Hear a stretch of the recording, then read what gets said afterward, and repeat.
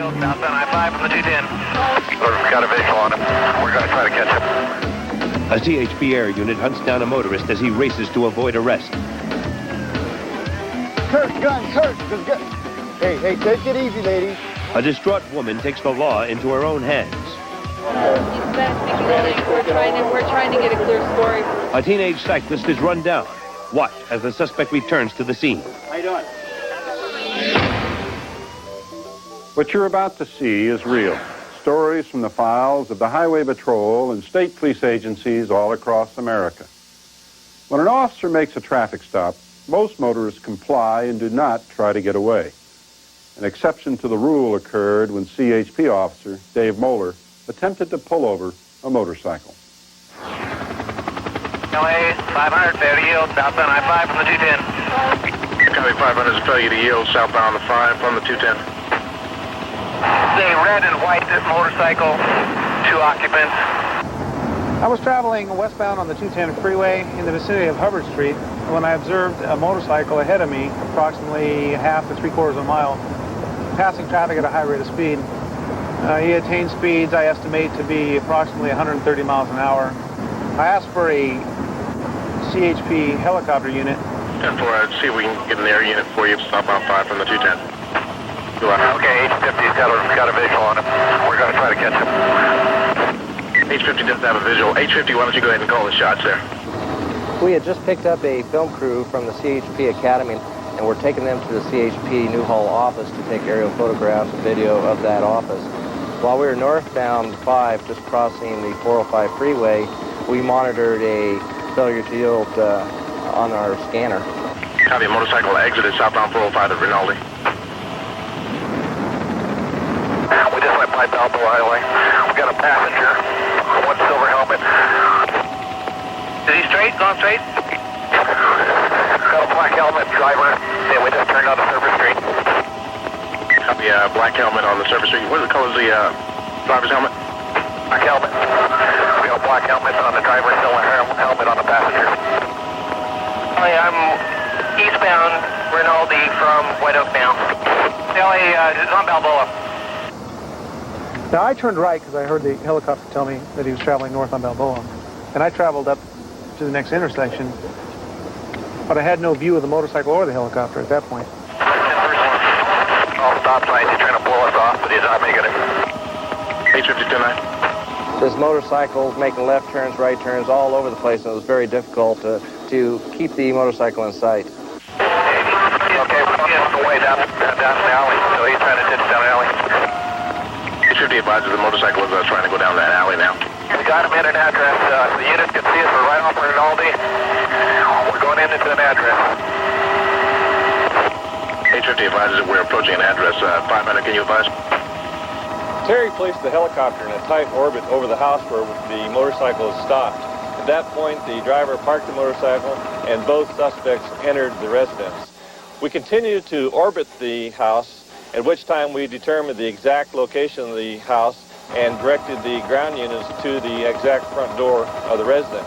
H50, can you give the proximity of the motorcycle to the unit? Hey, we're getting a cross street for you. We're 1 block west of Louise on Rinaldi. 1 block west of Louise on Rinaldi. I see the air unit now. Copy, see the air unit now. 500 has a visual on the air unit. You can go ahead and get that address when you get there. Proceed on down. I've got eye contact on you. I'll have you slow. You come in the front door. We'll watch in the back door. 500, you copy H50? On the back door. In the residence. Okay, one more door. One more door. Come up one. Unit out front. That's the address. Mustang, come around to the back. Okay, in the alley. We stayed over the residence, maintaining a visual contact with those officers to ensure their safety as they entered the residence to look for the suspects we just chased in the motorcycle. What I'm having to do is I'm having to look at the ground from the left side. That way I can make sure Bob is able to see the ground and look to see if there's any escape routes that the people that we had just chased might go. At the same time, I'm having to watch the power of the aircraft. We had 2 extra people on board that we normally don't have, the Academy film crew. And the aircraft is quite a bit heavier then, so we're using a lot of power just to maintain that orbit. I'm having to make sure I look at different areas on the ground. If something happens to the aircraft, that I would be able to land it in. Well, I was knocking on the door with my baton. The door broke open. There was a young lady standing in the house on the telephone talking with her mother. And I asked her where the driver of the motorcycle was. She initially told me that she had just gotten home and wasn't aware of what the problem was. I asked her to find the driver of the motorcycle. She went into one of the back bedrooms, and he came out. LA 500, I'm code 4. Can you roll me 1185 for a motorcycle? See if they get out. 10-4, 78-500. Do you have two in custody or one? There were two motorcycle riders. I've got one. One of the other units here is standing to the passenger right now. Can you tell me what they were wanted for? 78-500. Just confirm they were wanted for evasion only. Okay, LA 850 is clear. You can probably add about 50 stop signs on that too. They went through this neighborhood in Blue Mall. 10-4, 78-500. Per each 50, you can add about 50 stop signs to that. This was a particularly rewarding experience in that we were at the right place at the right time. We minimized the danger to not only the motoring public, but to the traffic officers involved.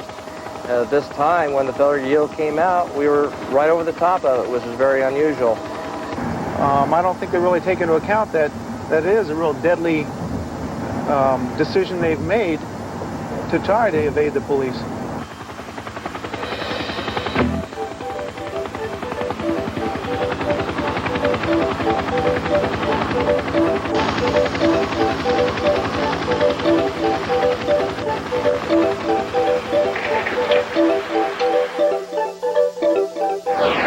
In most states, pedestrians usually have the right of way. When someone decides otherwise, the results can be life-threatening. What we have is an auto pad right now. A pedestrian rider has been struck by a vehicle that's left the scene. Required by law to stay at the scene and exchange information, but apparently hasn't. So we're not sure as to all the details right now. We're going to interrogate a little more and find out what happened. Apparently the bicyclist was riding his bicycle in the crosswalk, and we had a Chevy Monte Carlo, white in color, traveling north, made a right turn and struck the bicyclist as the bicyclist was in the crosswalk. With luck, the Chevy Monte Carlo returned to the scene, and a witness was able to get the license plate number of the Monte Carlo. He then subsequently ran the license plate of the Monte Carlo and returned to a local address. So as it stands right now, we have a local sheriff's agency standing by for us right now with the suspect's vehicle. The drunk driver did hit the pedestrian and the guy in the bicycle from the car. Okay. He's been sitting behind the wheel. The car was parked there when I came up. Okay. So he's had quite a bit to drink, so. Okay. How you doing? So why don't you come outside, okay? Excuse me, he doesn't speak English. He doesn't?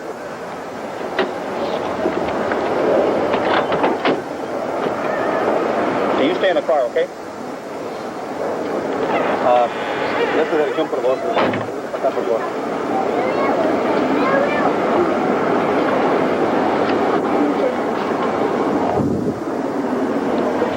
Dime, ¿qué pasó? He's indicated that he did strike the bicyclist, and he left the scene of the accident. He's a little nervous, scared, and he has admitted to having a few beers. He's not going to lie to us. We're going to give some further tests right now, and most likely we're going to be taking him in shortly. Worked out real good. Majority of the time, the hit-and-run suspects, they do get away. But this one here, maybe got a little curious.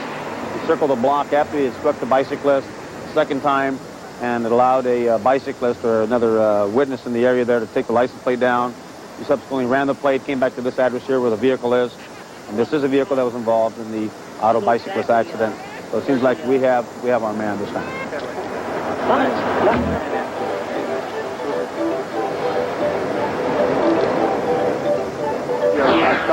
Bajo de influencia de alcohol, okay? Next, when CHP officers stop a drunken motorist, the situation turns deadly.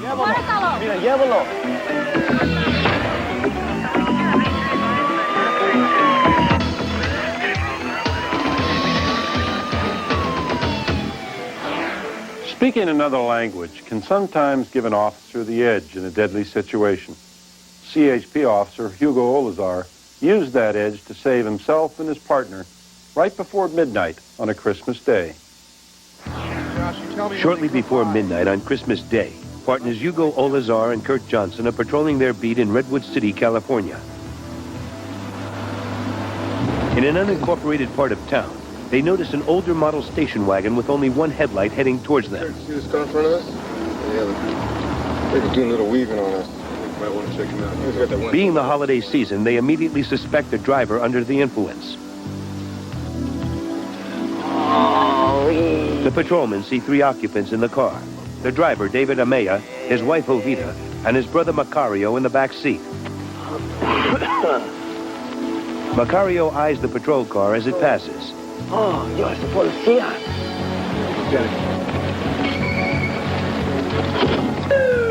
The patrolmen follow the car, which then slows down even more. Officer Olazar activates his front red spotlight and the car's amber and blue rear lights. Officer Johnson turns on the white spotlight as well. The officers watch the suspect's car continue to slow down and turn into an intersecting street, pull over, and stop.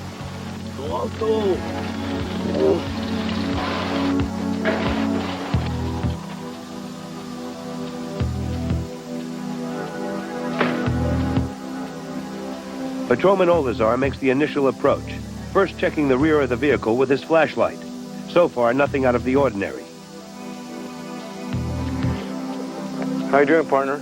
Okay. Partner, you have a driver's license? Tienes licencia de manejar.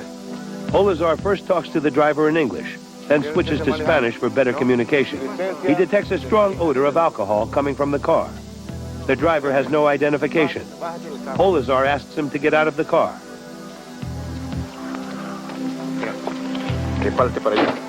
Olazar directs the man onto the sidewalk and explains that he needs to conduct tests to determine if he's been driving under the influence.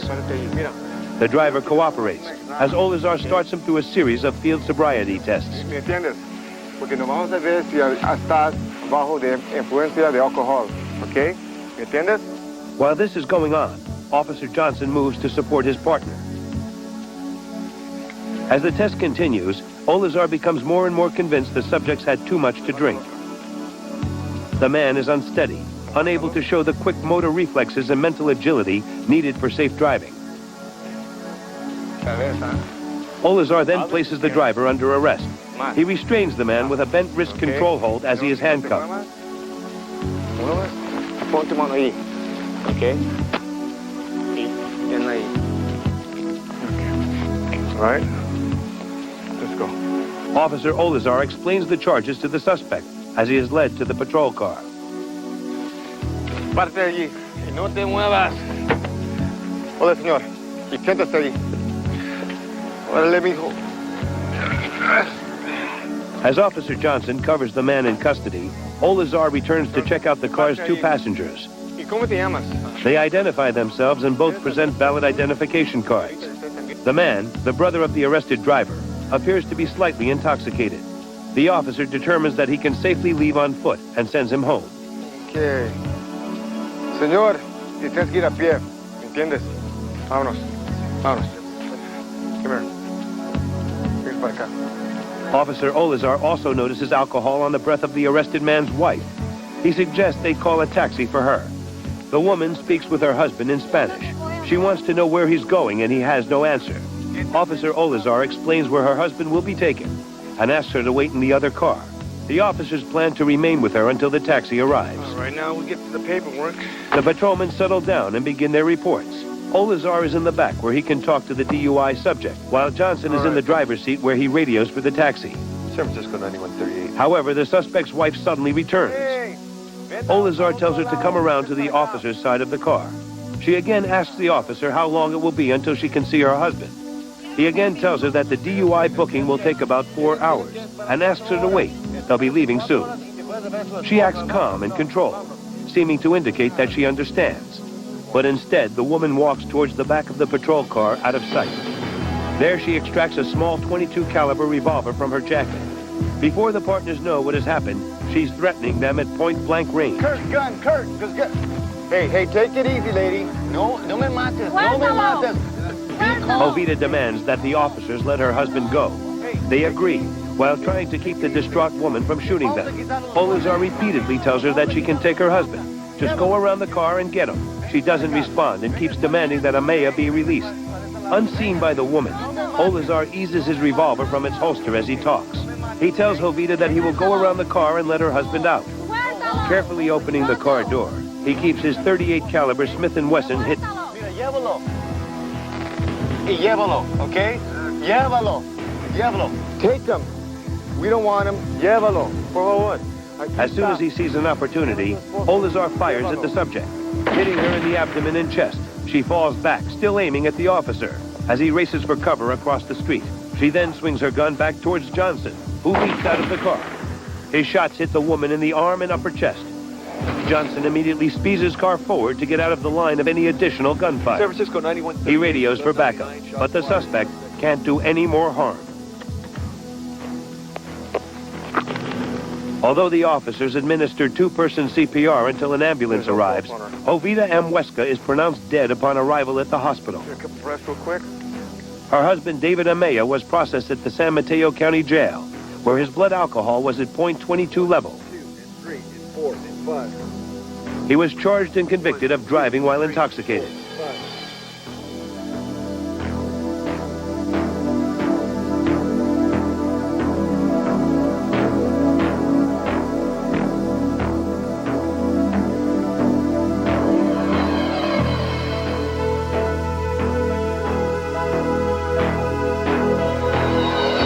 Got quite a bit of a gang problem here.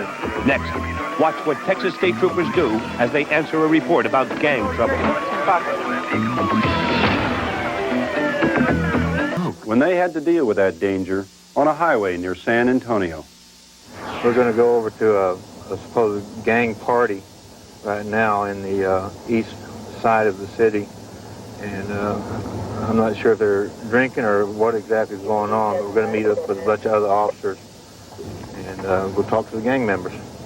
We're going to let TABC go ahead and write the after-hour tickets for drinking. There's supposed to be some guys there that are gang members that have, one of them's supposed to have a gun. So what we're going to do is we're going to watch ourselves when we go over there. So pay particular attention to anybody that looks like they have a gun.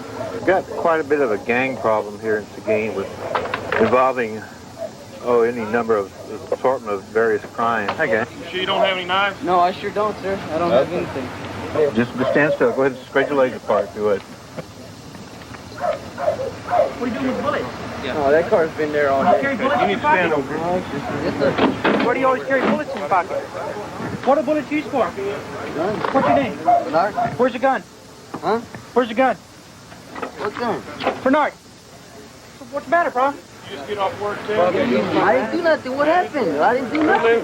Where's the gun at? What gun? The gun that these bullets go to. I ain't got... Hello. Hello. What is this, huh? That's somebody's decoration or what? Whose Derringer is that? Anybody gonna claim that? That's mine. Sure. That's yours? Yes, sir. Okay, well that's yours, then you go to jail for it, okay? That is your gun. Huh? Yes, sir. Okay, thank you very much. It is a .38 caliber Derringer, two-shot Derringer. It was empty, but the guy had kicked underneath the car there to try to hide it.